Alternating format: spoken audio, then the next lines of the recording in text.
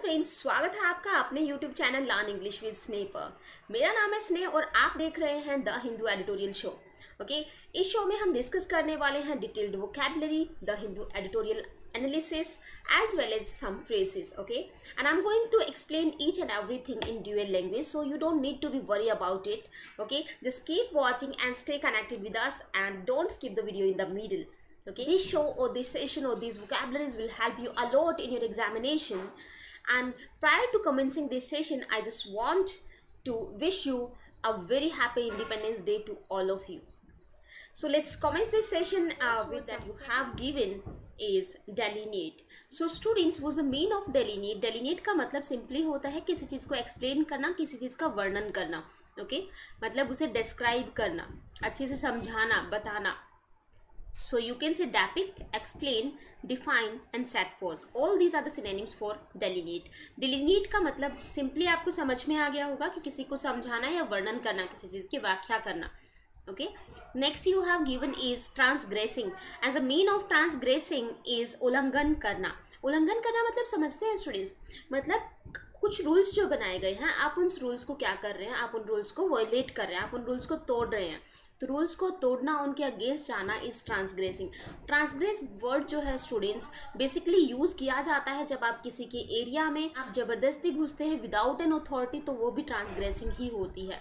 Okay, that means go beyond the limits of, that means आप उन limits को तोड़ रहे हैं, उन लिमिट्स के बाहर जा रहे हैं. इनफ्रिंज आप बोल सकते हैं, फ्लॉट आप बोल सकते हैं. Okay, don't flout the rules. Okay, that means violate आप बोल सकते हैं. And the simple word which is given that you everybody knows that is breach. Breach मतलब कि don't breach the rules. Okay, don't breach the rules of our company. Okay, तो समझ में आ गया ट्रांसग्रेस का मतलब क्या हो जाएगा. Next we have given is rehabilitation and the mean of rehabilitation is revival, to restore something. Okay, to restore something that has been already damaged. Okay, जो चीज़ पहले डैमेज हो चुकी है उसे वापस से रिवाइव करना, उसे रिस्टोर करना, इस पूरी प्रोसेस को हम क्या कहेंगे, rehabilitation. Right. Next we have given is infantile. Infantile is related to infant. Infant means शिशु, नवजात शिशु जो होता है, that's called infantile. Infantile means शिशु संबंधी, which is related to a child is known as infantile. So you can say immature, you can say childish. Okay, so these are the synonyms for infantile, right? Next we have given is interlocutor. Interlocutor का simply meaning है students वार्ताकार. वार्ताकार that means जो वार्ता करने में जो जिसने पार्टिसिपेट किया है. ओके, दैट्स कॉल्ड वार्ताकार, जो इन्वॉल्व है उस कॉन्वर्सेशन में. A person who takes part in a dialogue और कॉन्वर्सेशन. ओके, जो इंसान एक कॉन्वर्सेशन में इन्वॉल्व होता है, जो टेक पार्ट करता है, दैट मीन्स हिस्सा लेता है एक बातचीत में, दैट्स कॉल्ड इंटरलोक्यूटर. इंटरलोक्यूटर समझ में आ गया. बेसिकली ये वर्ड जो आज है एक आर्टिकल में गिवन है, जो आर्टिकल हम डिस्कस करने वाले हैं स्टूडेंट्स, जिसमें ये यूज़ किया गया है नागालैंड के गवर्नर के लिए. Right. Next we have given is ombudsman. Ombudsman का मतलब होता है लोकपाल. लोकपाल का मीनिंग समझ में आया, जो लोगों की कंप्लेंट्स जो हैं उन्हें इन्वेस्टिगेट करे, उनका सोल्यूशन दे उन्हें. Okay, so you can say an official authority or an official appointed to investigate individuals complaints against a company or organisation, specially a public authority. ये जो ओम्बुड्समैन होता है ना, ये हमेशा एक पब्लिक अथॉरिटी होगा, पब्लिक ऑफिशियल होगा. ओके, जो कि इन्वेस्टिगेट करता है लोगों की कंप्लेंट्स को, जो भी इंडिविजुअल कंप्लेंट्स लोगों ने की हैं.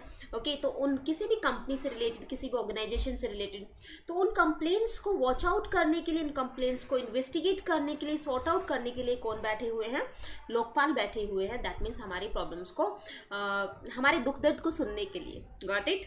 बट दुख दर्द ऐसा नहीं कि आप अपना दुखड़ा सुना रहे हैं. लाइक आपको बैंक में कुछ लॉस हो गया, बैंक ने आपके बैंक अकाउंट के साथ कुछ कर दिया, या आपका बैंक अकाउंट सीज हो गया, कुछ भी. ओके, बट आपको सोल्यूशन बैंक से नहीं मिल रहा है. At that time you can go to ombudsman. Okay, next we have given is immanent. And students, the mean of immanent is deep thinking, मतलब गहन विचार करना. ओके, गहन विचार. गहन विचार का मतलब गहन तरीके से सोचना. Next we have given is deadlock. Pensive भी आप बोल सकते हैं स्टूडेंट्स इसके लिए. और मेडिटेशन आप बोल सकते हैं, meditate. Okay, next we have given is deadlock. Deadlock and bottleneck are somewhere same.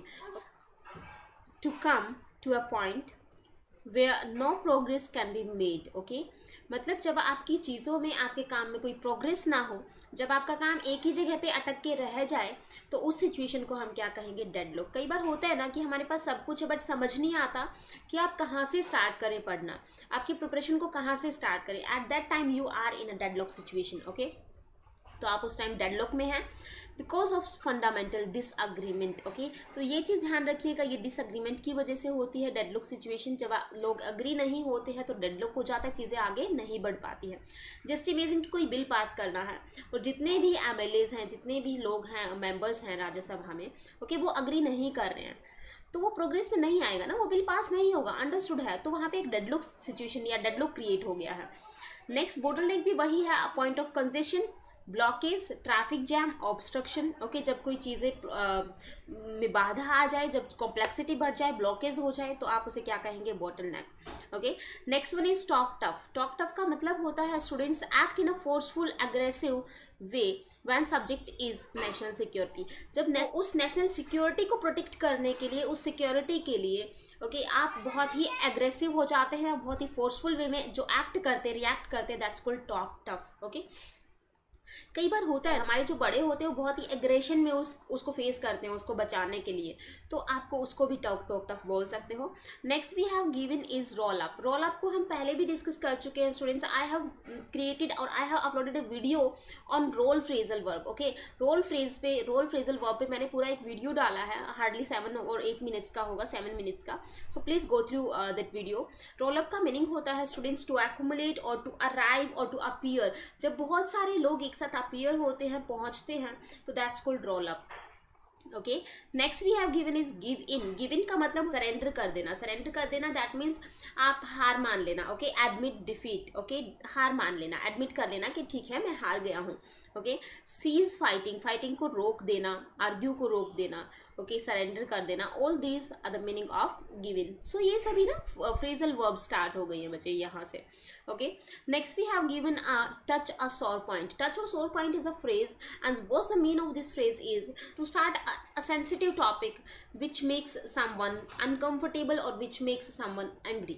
Okay so ऐसा समझिएगा, एक ऐसा टॉपिक जिसकी वजह से सामने वाला अपसेट हो जाए। ओके मतलब कि मेरी कोई कमजोरी है और मुझे उस बात पे डिस्कस करना अच्छा नहीं लगता, लेकिन कोई बंदा मुझसे आके उसी चीज़ को डिस्कस करके बात करना चाहे तो दैट मीन्स उसने मेरी दुखती रग पे हाथ रख दिया है। ओके तो इसका मीनिंग क्या है? दुखती रग पर हाथ रखना। मतलब आप पहले ही परेशान थे, फिर से ऐसा टॉपिक छेड़ दिया जिससे आप और परेशान हो गए हो। ब्लेटेंट का मीनिंग होता है स्टूड इन समथिंग सेमलेसली। मतलब जहाँ पे बिल्कुल बेशर्म हो जाए सामने वाला, तो बेशर्मी से जो बिहेव किया जाता है that's called blatant behaviour. Okay so we can say noisy specially in a vulgar और ऑफेंसिव मैनर। जो ऑफेंसिव मैनर में या वल्गैरिटी से आपसे कोई बिहेव करता है that means that person behaves blatantly. Okay flagrant आप बोल सकते हो, सेमलेसली आप बोल सकते हो बेशर्मी से।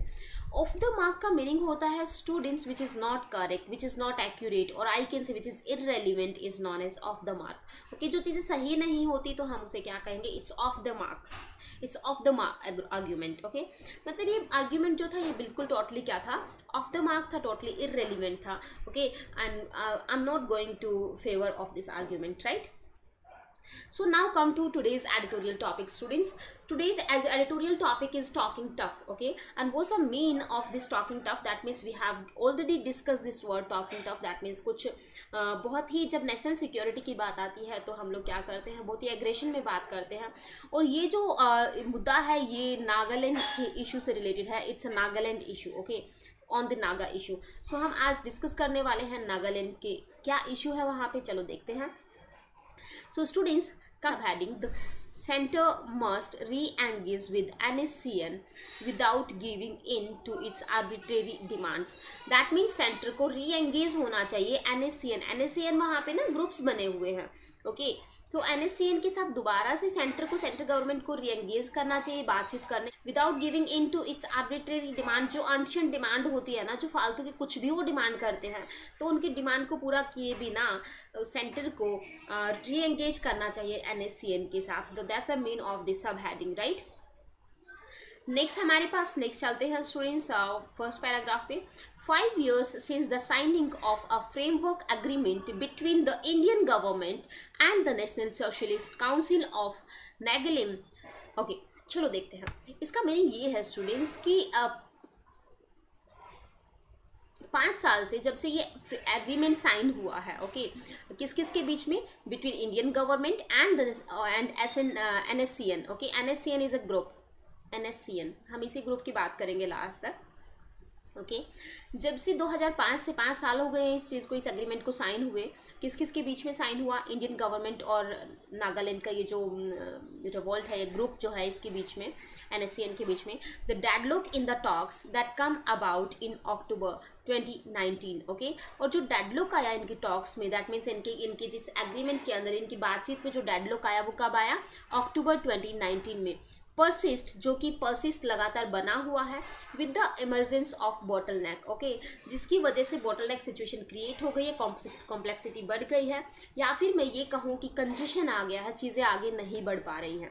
Okay, the NSCN has demanded that Nagaland Governor R.N. Ravi should be removed। Okay, NSCN जो ग्रुप है उसने क्या डिमांड की है कि नागालैंड के जो गवर्नर हैं R.N. Ravi, he should be removed, कि उसे हटा देना चाहिए। ओके, उसे हटा दिया जाना चाहिए as the interlocutor for talks on the Naga accord, क्योंकि वो एक इंटरलोक्यूटर का काम कर रहे हैं। ओके, नागा एग्रीमेंट पे। ओके, क्योंकि वो सही बातें नहीं बोल रहे हैं, ऐसा बोला गया है कि कहीं ना कहीं वो डिस्प्यूट्स क्रिएट कर रहे हैं। ओके, वो इस एग्रीमेंट में डिस्प्यूट्स क्रिएट कर रहे हैं, इस एग्रीमेंट को वॉयलेट करने की कोशिश कर रहे हैं, ये भी बोल सकते हो, इसलिए उन्हें हटा दिया जाए। ये डिमांड है किसकी, NSCN ग्रुप की। ओके, सेंटर से। नेक्स्ट देखते हैं। Talks were expanded in 2017 bye including other Naga groups under the banner the Naga national politicals groups. Okay, तो अब देखिएगा आगे क्या बोला गया है। Talks were expanded, that means पहले हमारी जो सेंट्रल गवर्नमेंट की जो टॉक्स थी वो किससे थी, NSCN और इंडियन गवर्नमेंट के बीच में। अब हुआ क्या, जब से यहाँ पर डेडलॉक की सिचुएशन क्रिएट हुई है, उन्होंने डिमांड की है कि R.N. रवि जी को रिमूव कर दिया जाए, वहाँ से हटा दिया जाए उनके डेजिग्नेशन से। तो फिर अपनी सेंट्रल गवर्नमेंट ने टॉक्स जो है एक्सपेंड हुई। 2017 में क्या हुआ था कि जितने अदर ग्रुप्स हैं नागालैंड के अंदर, उनको भी इंक्लूड किया गया। ओके, उनसे भी बातचीत की गई। Okay, the Naga national political groups and other groups are NNPGs। Okay, let's move to the next paragraph. Clearly, the government's letter in June, okay, clearly governor's letter in June addressed to Chief Minister Nepirio, alleging the collapse of law and order, okay, and that armed gangs who question the sovereignty and integrity to the nation were engaging in a blatant extortion। okay, चलो देखते हैं इसका meaning क्या है। तो clearly, बिल्कुल स्पष्टता से, दैट मीन्स स्पष्ट रूप से, गवर्नर का जो लेटर है वो जून में किसके पास पहुंचा, जून में एड्रेस हुआ किसको, चीफ मिनिस्टर को, जो नागालैंड के चीफ मिनिस्टर हैं, दैट हु इज नेफ्रियो। ओके, तो गवर्नर कौन है, R.N. रवि, और चीफ मिनिस्टर कौन है, नेफ्रियो। ओके, तो गवर्नर के जो लेटर जून में गया CCN के पास, उस लेटर में उन्होंने क्लियरली क्या किया है, एलिज किया है, दैट मीन्स ये बताया है, ओके, या ये ब्लेम किया है कि जो लॉ एंड ऑर्डर जो है वो बिल्कुल ख़त्म हो चुका है। ये एलिज किया है उन्होंने, कहते हैं ना कि ये ब्लेम किया है कि लॉ एंड ऑर्डर पूरी तरह से यहाँ पे ख़त्म हो चुका है, and that the armed gangs, और जो आर्म्ड गैंग्स हैं, दैट मीन्स जो गैंग है वहाँ पे, जो ग्रुप्स हैं वेपन्स के साथ, ओके, जो सोवरेनिटी पे क्वेश्चन उठा रहे हैं और इंटीग्रिटी पे क्वेश्चन उठा रहे हैं। किसकी इंटीग्रिटी और सोवरेनिटी पे, हमारे देश की इंटीग्रिटी और सोवरेनिटी पे। मीनिंग स्टूडेंट्स यहाँ ब्रैकेट में लिखे हुए हैं। वो एंगेजिंग इन, जो कि एंगेज है, भाई वो क्वेश्चन तो कर रहे हैं, as well as they people are engaging, those groups are engaging in blatant extortion. Blatant extortion का मतलब समझ में आया, सेमलेसली वो लोगों को ब्लेम कर रहे हैं, उनसे पैसा ऐंठ रहे हैं, दैट मीन्स उनसे मनी ऑब्टेन कर रहे हैं। ओके, टच अ सोर स्पॉट फॉर द NSCN। और जब उन्होंने ये स्टेटमेंट दिया, इस लेटर की वजह से जो ग्रुप्स हैं, NSCN जो ग्रुप है, उसकी कहते हैं ना, उसकी इन सब चीज़ों की वजह से उसकी दुखती रग पे हाथ रखा गया। ओके, कि उनको बहुत ही वो इस चीज़ से बहुत अपसेट हुए। Okay, so next come to the next thing. While the group defended the practice by terming it tax collection. That means देखो, इस स्टेटमेंट से हमें इतना तो समझ में आ गया कि गवर्नर ने जो लेटर सेंड किया था किसको, चीफ मिनिस्टर को, that letter was correct. Okay, वो लेटर बिल्कुल, वो जिस चीज़ जो ब्लेम लगाया गया था, जो चीज़ बताई गई थी उसमें कि लॉ एंड ऑर्डर को फॉलो नहीं किया जा रहा है पूरी तरह से, यहाँ पे लॉ एंड ऑर्डर खत्म हो चुका है, जो आर्म्ड गैंग्स हैं वो सोवरेनिटी और इंटीग्रिटी, नेशन की सोवरेनिटी और इंटीग्रिटी को क्या कर रहे हैं, हार्म कर रहे हैं, उसको उस पर क्वेश्चन उठा रहे हैं, वो एंगेज हैं लोगों को ब्लैकमेल करने में और लोगों से पैसा ऐंठने में। तो इन सारी चीज़ों की वजह से, इन सारी बातों की वजह से किसको हार्म, किसको अपसेट हुआ, कौन अपसेट हो गया, NSCN ग्रुप अपसेट हो गया। Okay, so students now come to the next thing. अब देखो, while the group defended the practice by terming it tax collection. अब ग्रुप जो था, जो NSCN ग्रुप है, उसने इस बात को, कहते हैं ना, इस डिफेंड कैसे किया इस टर्म को।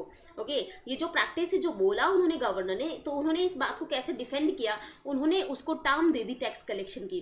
जो इन्होंने बोला ना कि blatant extortion was there. Okay, तो इसने ब्लैटेंट एक्सटोर्शन को इन्होंने टर्म किसकी दे दी कि we are just collecting tax. Okay, because we protect the people of we are protecting the people of Nagaland. Okay, that's why we are collecting tax from them.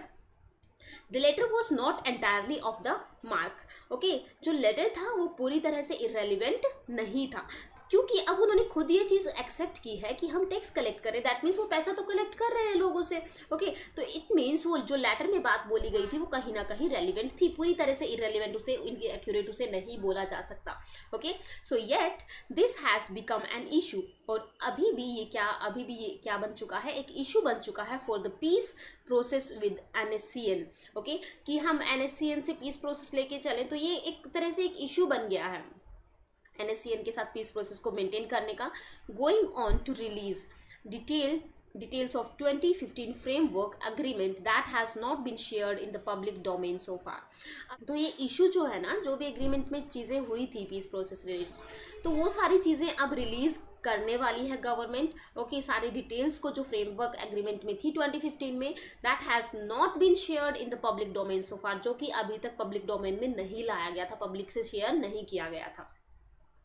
Now come to the next thing, while the other Naga groups, जबकि जो other Naga groups हैं, that means Nagaland में बहुत सारे groups हैं, okay, also took exception to the, क्या समझ में आया इससे, कि जो अदर नागा ग्रुप्स है ना, वो भी डिसअग्री थे। Okay, disagree with, took exception का मतलब होता है स्टूडेंट्स डिसअग्री विद, किससे डिसअग्री थे, गवर्नर ने जो स्टेटमेंट दिया है उससे, उस लेटर में जो उन्होंने लिखा है, किसको लिखा है, चीफ मिनिस्टर को, तो वो उससे डिसअग्री थे, they are not in the favour of governor's statement. Okay, they have differ, okay, they have differ with NSCN, even उनका जो opinion है वो NSCN से अलग है। okay, on the demand for Mr. Ravi's removal as interlocutor, that means वो disagree जरूर थे गवर्नर की स्टेटमेंट से, but they don't want to remove Mr. Ravi और the governor of Nagaland.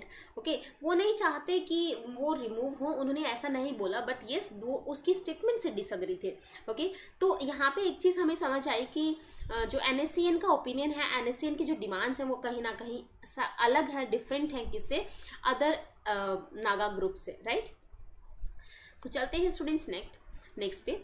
Since 2015, मतलब 2015 से the engagement with Naga groups has increased. Okay, तो 2015 से सेंट्रल गवर्नमेंट का जो एंगेजमेंट है अदर नागा ग्रुप से वो क्या हो गया, इंक्रीज हो चुका है। Even if the NSCN is perceived as a major rebel organisation, that means चाहे, हालांकि आपका जो NSCN है वो मेजर रेबल ऑर्गेनाइजेशन है, मतलब कि सबसे बड़ा विद्रोही तो वही है जो सबसे ज़्यादा अटैक्स करवाता है, दंगे करवाता है, राइट्स का रीज़न जो है वो कहीं ना कहीं NSCN है, बट फिर भी गवर्नमेंट जो है एंगेज है दूसरे नागा ग्रुप्स के साथ। ओके, तो एंगेजमेंट बढ़ता जा रहा है गवर्नमेंट का, सो दैट की प्रॉब्लम सॉर्ट आउट हो पाए। The differences between the NNPGS and the NSCN are not insignificant। तो NNPGS जो अदर नागा ग्रुप्स हैं और NSCN जो हैं, इनके बीच में जो डिफरेंसेस हैं, ओके, जो डिफरेंसेस हैं वो क्या हैं, वो इनसिग्निफिकेंट नहीं है। ओके, इनसिग्निफिकेंट नहीं है, दैट मीन्स वो सिग्निफिकेंट है। ओके, that next देखिएगा, the NSCN still insist on a greater Nagalim, okay, beyond the boundaries of Nagaland state क्या समझ में आया यहाँ तक? जो NACN जो ग्रुप है ना, जो मेजर रेबल ऑर्गेनाइजेशन है, वो स्टिल अभी भी इस चीज़ पे इंसिस्ट कर रहे हैं कि we want a great Nagaland, okay, कि हमें एक बड़ा नागालैंड चाहिए, okay, great Nagaland beyond the boundaries. They don't want only Nagaland, they want कि नागालैंड का जो साइड का एरिया है, दैट मीन्स नागालैंड के आसपास का एरिया है, वो वहाँ तक एक्सपेंशन करना चाहती हैं, वो उसको पूरे को हथियाना चाहती हैं, उसे भी नागालैंड में इंक्लूड करना चाहती हैं, ओके। आगे देखिएगा क्या है, beyond the boundaries of Nagaland state besides seeking a flag and constitution. That means यहाँ पे बेसिकली इशू पता है क्या है, नागालैंड के साथ काफ़ी टाइम से इशू चल रहा है।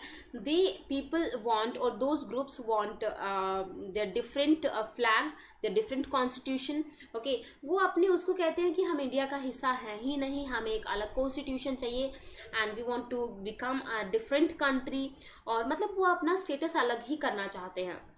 रीज़न ये है यहाँ पे। तो केवल फ्लैग और कॉन्स्टिट्यूशन के अलावा they want a great Nagaland, okay, they want to expand their boundaries beyond the Nagaland state, okay. आगे देखिएगा, most of NNPGs based in Nagaland on the other hand have sought to settle the issue without the disturbing the state boundaries while keeping the Great Nagaland question in abeyance। क्या समझ में आया इससे? उसका demand तो हमें समझ में आ गया, NACN का डिमांड क्या है, ओके, वो एक ग्रेट नागालैंड बनाना चाहता है। बट यहाँ पे अगर हम बात करें अदर नागा ग्रुप्स की, तो अदर नागा ग्रुप्स का कहना क्या है, they only think about to settle the issue without disturbing the state boundaries, okay. State boundaries को डिस्टर्ब किए बिना, मतलब कि नागालैंड के आसपास की जितनी बाउंड्रीज हैं उनको बिना डिस्टर्ब किए, उनको बिना हार्म पहुंचाए, they just want to settle the issue, कि जो भी इशू है वो सेटल हो जाए, okay, while keeping the great Nagaland, okay, question in abeyance. और उनका कुछ भी ऐसा नहीं है कि उन्हें ग्रेट नागालैंड चाहिए एंड दे जस्ट डिले और they it's talk of suspension, okay. वो उन्होंने इस चीज़ को सस्पेंड कर दिया कि हमें ऐसा कुछ नहीं बनाना है, we just want to settle the issue without disturbing the state boundaries, okay. Next देखिएगा, any moves to alter boundaries. कोई भी स्टेप अगर बाउंड्रीज को चेंज करने का लिया गयागा, if any move is to be taken to change the boundaries will intensify ethnic conflicts and insurgencies beyond Nagaland, specially in Manipur. क्या समझ में आया कि अगर बाउंड्रीज को चेंज करने से रिलेटेड अगर आप कोई भी मूव लेंगे तो वो इंटेंसिफाई करेगा किसको, कॉन्फ्लिक्ट्स को, ओके। इंटेंसिफाई कॉन्फ्लिक्ट्स का मतलब यहाँ पे समझ में आया, उसमें जो वाद विवाद हैं वो और ज़्यादा बढ़ जाएंगे, ओके। वहाँ की जनता और परेशान हो जाएगी, उनके बीच में आपस में कॉन्फ्लिक्ट्स क्रिएट हो जाएंगे, इंसर्जेंसीज बढ़ जाएंगी, दैट मीन्स रिवोल्ट्स बढ़ जाएंगे बियॉन्ड नागालैंड के अलावा भी, नागालैंड के बाहर भी जो इंसर्जेंसीज हैं, रिवोल्ट्स जो है वो क्या हो जाएंगे, बढ़ जाएंगे। और स्पेशली कहाँ पे दंगे होना स्टार्ट हो जाएंगे, मणिपुर को प्रॉब्लम हो जाएगी, मणिपुर में पर्टिकुलरली, स्पेशली का मतलब है यहाँ पे particularly, right. The next we have given the increasing support in Nagaland for a solution without affecting boundaries should have compelled the NACN to move away from its intransient position. क्या समझ में आया इससे कि इंक्रीजिंग सपोर्ट बढ़ता जा रहा है किसमें, नागालैंड में, कि इस चीज़ को सोल्यूशन निकाला जाए बिना बाउंड्रीज को अफेक्ट किए, and we should have compel the NACN, और NACN पे जोर दिया जाए कि वो वहाँ से इस स्टबन पोजीशन से बाहर निकले, यहाँ से वो मूव अवे कर जाए, यहाँ से वो निकल जाए, ओके। कि जो कौन सी स्टबन पोजीशन की हम बात कर रहे हैं, कौन सी इंट्रांजिएंट पोजीशन की बात कर रहे हैं, जो कि वो रट लगाए बैठा है ना कि हमें तो ग्रेटर नागालैंड चाहिए and we want to expand it beyond the boundaries. तो इस रट को, इस जिद को वो छोड़ दे, इस चीज़ के लिए NACN को कंपेल किया जाए, ओके। और इस चीज़ के लिए सपोर्ट बढ़ता जा रहा है नागालैंड में, ताकि सोल्यूशन निकाला जाए without affecting the boundaries, okay. So come to the next thing students, instead the rebel group, इसके अलावा the rebel group has sought to redefine the talks process in by expressing its lack of confidence in Mr. Ravi. अब देखो, जब ये demand की तो सब उससे पूछ रहे हैं कि भाई तुम्हें क्यों चाहिए नागालैंड, ठीक है, क्योंकि ये तो टोटली इररेलेवेंट डिमांड है, जब लोग शांति से रहेंगे तो ज़्यादा अच्छा है। ओके, तो इस जब ऐसा हुआ, जब सारे नागा ग्रुप्स और जो अदर पीपल हैं उन्होंने उसको थोड़ा अपोज किया, तो हुआ क्या कि उसने उस बात को तो छोड़ दिया। उसने सोचा कि ठीक है, we will redefine the talks, okay, we will discuss again on this matter, कि भाई ठीक है, हम इस मुद्दे को थोड़ी देर टाइम के लिए छोड़ते हैं, हम इस पर डिस्कस करेंगे, बट मिस्टर रवि को तो वहाँ से क्या किया जाए, गवर्नर को वहाँ से रिमूव किया जाए। नेक्स्ट देखते हैं students, the NNPCs, political parties and other civil society organizations also took exception. Civil society organizations also took exception to the governor's stern letter that went beyond raising concerns over law and order.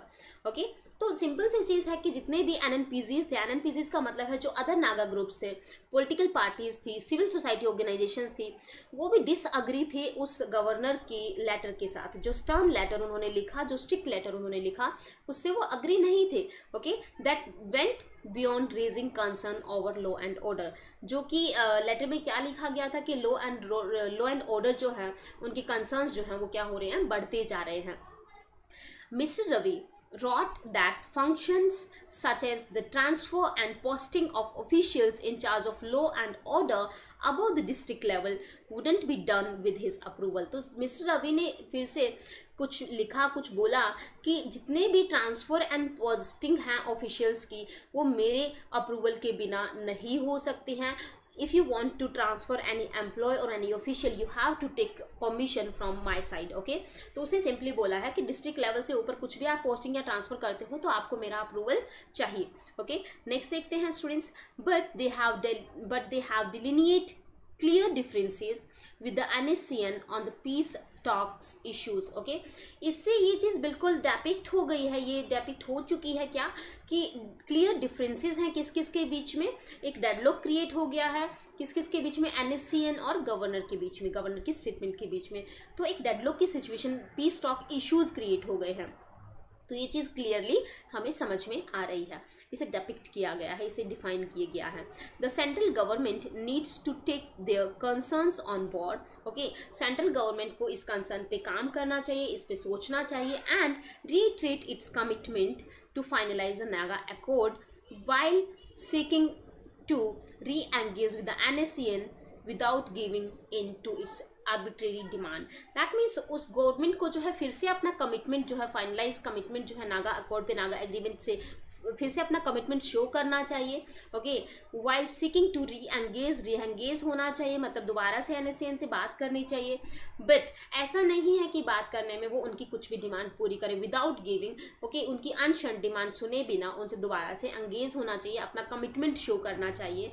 Okay, और इस matter पे सोचना चाहिए। Okay, so it's all about Nagaland issues, and the NSCN group was totally against the governor of Nagaland. Okay, वो नहीं चाहते कि वो गवर्नर वहाँ पे रहे। उनका कहना है कि ये जो गवर्नर है ये कहीं ना कहीं डिस्प्यूट्स को और ज़्यादा बढ़ा रहे हैं।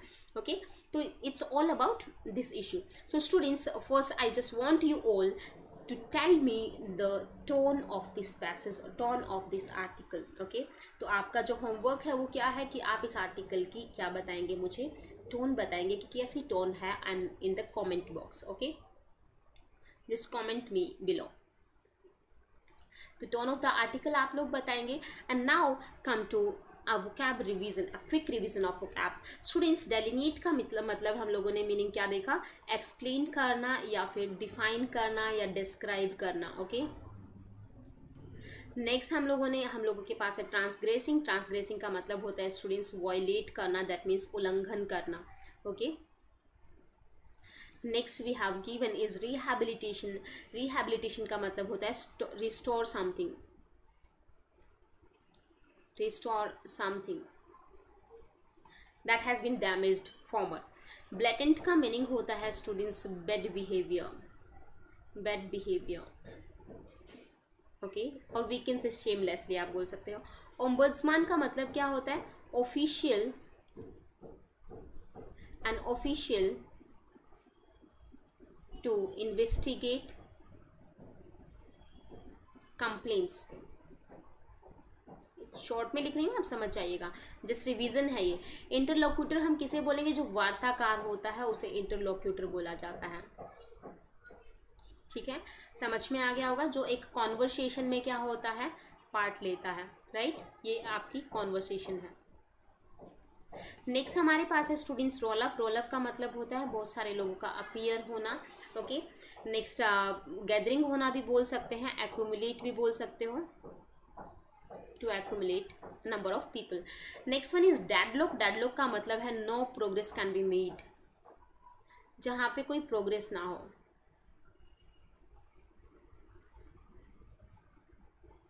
मेड, या फिर मैं बोल सकती हूँ ब्लॉकेज। ओके, नेक्स्ट देखिएगा, next we have given is मैनेंट। मैनेंट का मीनिंग होता है स्टूडेंट्स डीप थिंकिंग, मतलब गहन विचार, right. Next we have given is off the mark, that means irrelevant, irrelevant. Okay, and the next one is talk tough. Talk tough का meaning क्या हो जाएगा? Talk tough that means talk और act in an aggressive manner, aggressive manner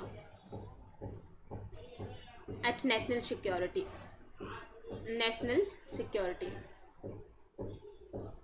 at subject of national security, right। Touch सोर point का meaning होता है students, that means to start a sensitive topic that makes someone upset, someone upset। Okay, जो किसी को क्या कर दे, upset कर दे, आप वही बात उसके सामने छेड़ रहे हो जो उसे पसंद नहीं है, that means you are touching a sore point of that person. Okay, and give in का मतलब क्या होता है स्टूडेंट्स? सरेंडर कर देना। Okay, so this a whole vocabulary for today's article.